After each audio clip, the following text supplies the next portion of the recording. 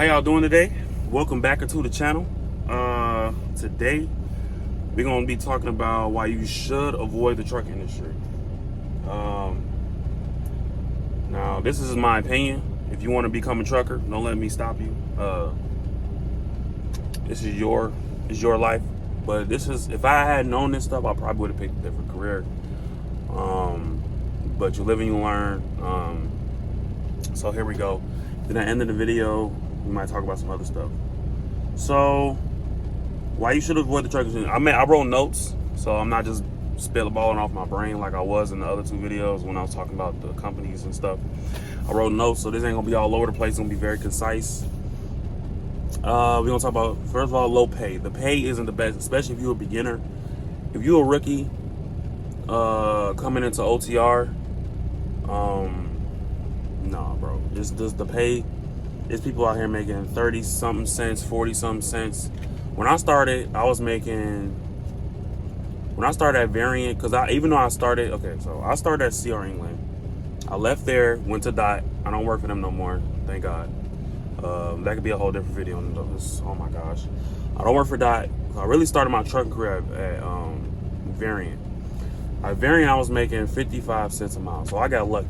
You know what I'm saying? So, a lot of people start off at 30, 45, 40 something cents a mile, and that's not that much. That's not no real money for real.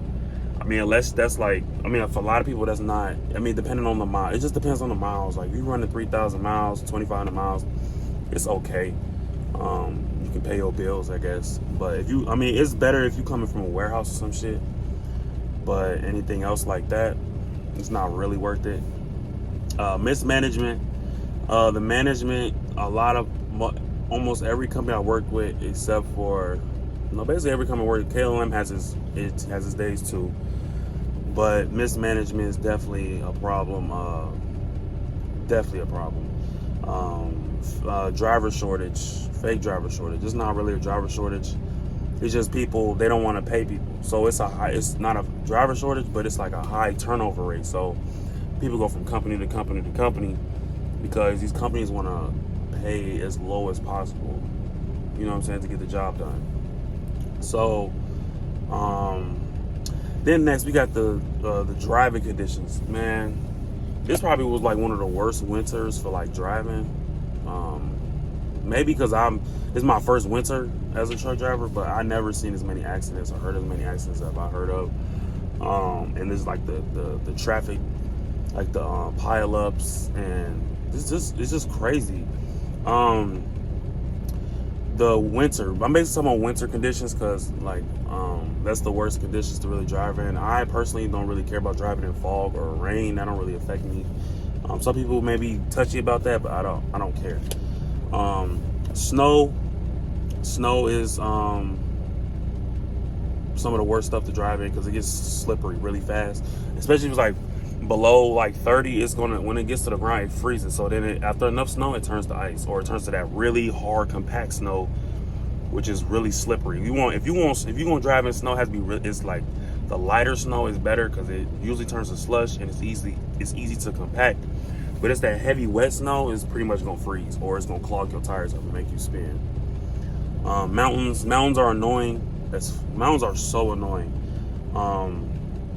Especially like in Tennessee, Pennsylvania, Pennsylvania don't have mountains, but the hill is like basically like little mountains because the hills are just like the same grade as the mountains. It's just not as high. Mountains are annoying because these trucks are really underpowered. These trucks aren't spec'd out, like with the highest horsepower, obviously, because it's more expensive to get that. It's obvious because you're going up a mountain that's not even that steep and your truck is like shaking real hard. You only going 15. Like, I remember the lowest I went up a mountain was like 12 miles an hour.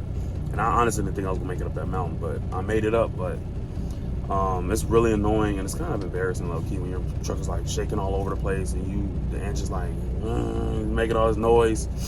We made it though, but bad drivers, man. It's people who will cut you off. It's bad, and there's other truck drivers too. Like, they'll try to fly up and pass you when you already passed somebody else. I turn now. Good luck, everybody else. They'll like fly, won't let you over. It's just people. You have to be very vigilant as a truck driver, but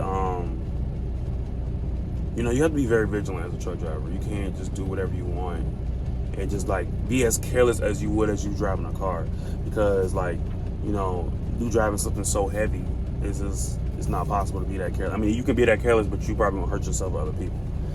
So yeah, bad drivers and traffic. You know, traffic is very annoying, especially as a semi truck, because it's harder to navigate. It's easy for cars to just like change lanes and drive on the shoulder and jump back in. As a truck, you stuck, man. You pretty much stuck. If you got to change lanes, your exit coming up in traffic, you just got to wait for somebody generous enough to let you in. Because if that don't happen, you're not getting in. So, yeah. So, and please, like, check the weather. As a truck driver, check the weather. You need to check the weather if you're about to drive it to if you're about to do like a long drive or something. It don't take nothing to check the radar in the morning or whenever you decide to leave and see what's going on for the day. You know, see what's going on for the day.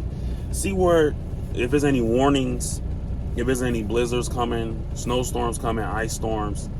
That literally saved me four times from being stuck in a horrible weather because I checked the radar and I was like, no, I'm not driving today. Then I drive through the area the next day. It would have been a bad day. So check the weather. If you do decide to become a truck driver, check the weather. So you're away from your home and family. You know, if you're OTR, now if you're local, you're home every day, even though, you know, you're working like 12 hours a day. But you still get to go home and have some type of life. You get to see your family, see your girl, see your man if you're a woman, you know, see your man, see your spouse. How about that? See your significant other, see your family, see your kids. Have dinner every day or breakfast or whatever meal you get to have with them. You know, it's just, that's kind of like invaluable. I mean, if you was to put a price tag on it, it definitely wouldn't be the money you make, especially in the beginning. It's really not worth it. But your health can decline. Your health can decline a lot, especially if you don't take care of yourself. And if you start off before trucking, if you wasn't taking care of yourself, and then you came into the truck industry with that same type of habits and problems, then it's not gonna go well for you. You're gonna gain a lot of weight, and you're gonna get really unhealthy really quick. I'm gonna do a whole separate video on health though. I have another video, staying healthy on the road, you know, so I'm gonna do that video, probably drop it in a couple days or whatever. So yeah, health, the depression, being out here is really hard, you know, on your mind, on your body. And depression is definitely a factor. You see all the time truck drivers committing suicide and stuff like that. I'm not saying I am, but I'm just saying for other people, that's definitely a real issue. So, if you don't feel like really emotionally stable, you don't feel like, you know, you need somebody to interact with a lot, you know, it's not something that you should jump into, because it's only gonna make it worse. Because you out here by yourself, yeah, you could be on the phone with your girl, your family, your sister, your brother, your cousin, but at the end of the day, you still physically by yourself, and that can fuck with some people's head. So I wouldn't do it. I wouldn't do it if that's how you are. This job, me personally, this job is best for single people with no family. I mean, people say that a lot. When I jumped in, I still have a girlfriend, but like having a kid and a girlfriend, like, this is not really ideal. That's one of the reasons why I'm going local, but I'm gonna explain that later. It's not really ideal. I wouldn't advise it. If you do, I mean, if you feel like it's something you have to do, then do what you got to do to take care of what you need to take care of. But I wouldn't advise it. I wouldn't advise it at all. I wouldn't have done it had I had known somebody said and told me this type of stuff.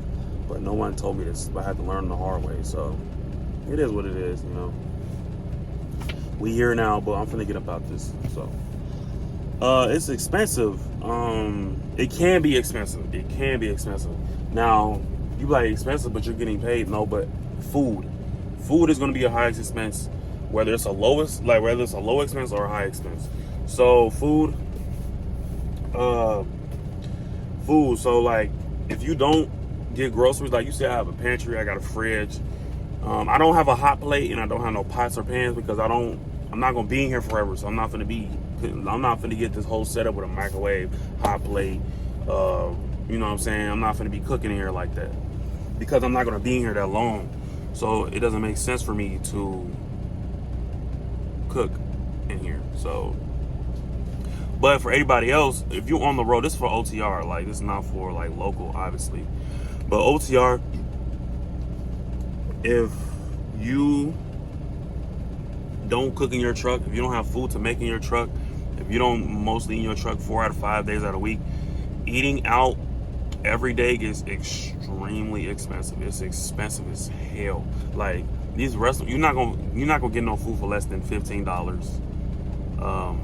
It's just not gonna happen. So $15 a day, and if you get food twice a day, like if you get something in the morning and at night, it's like $30 a day, $40 a day, $50 a day, depending on where you go and what you want to eat and how much you get. So food can easily be $50 a day. Easily be $50. And then you buy that 7 days a week because you out on the road 7 days, like, you know what I'm saying, per pay period. That's $350 a week. So that's not even like really feasible. I try to limit my eating out to like 2 to 3 times a week, so I don't spend. So it's not that much, you know. But yeah, so I try to limit it out. I try to limit it to 2 to 3 times a week. Now, some weeks I do better than others. Some weeks I eat out like 4 times a week. But some weeks I eat out like 1 time a week.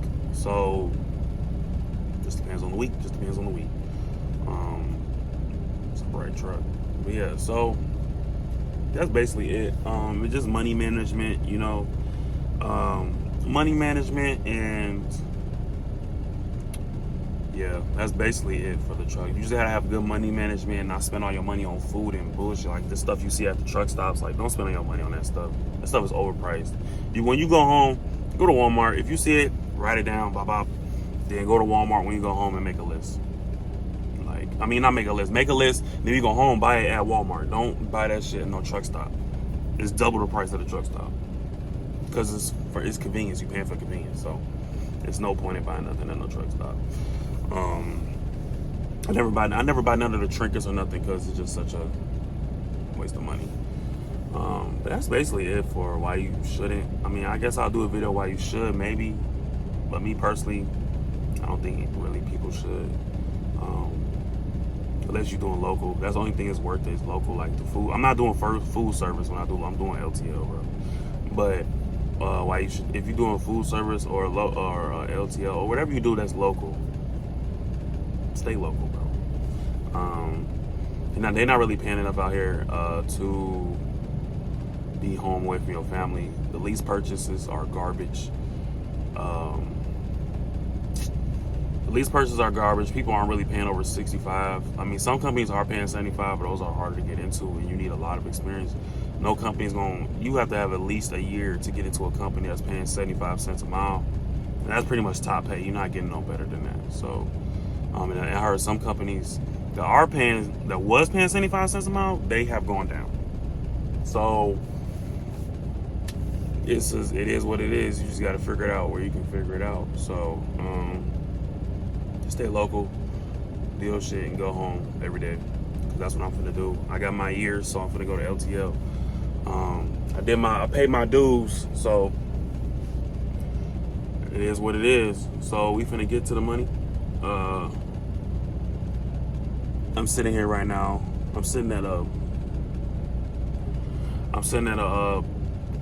truck stop in Pennsylvania waiting. I don't deliver till tomorrow, so I got some free time. So anyway, y'all be safe. Grab this camera. Y'all be safe. Y'all be good. Make sure y'all checking the weather out there, like I said, because it could definitely get treacherous out here within the day. So I will talk to y'all later. Y'all be safe.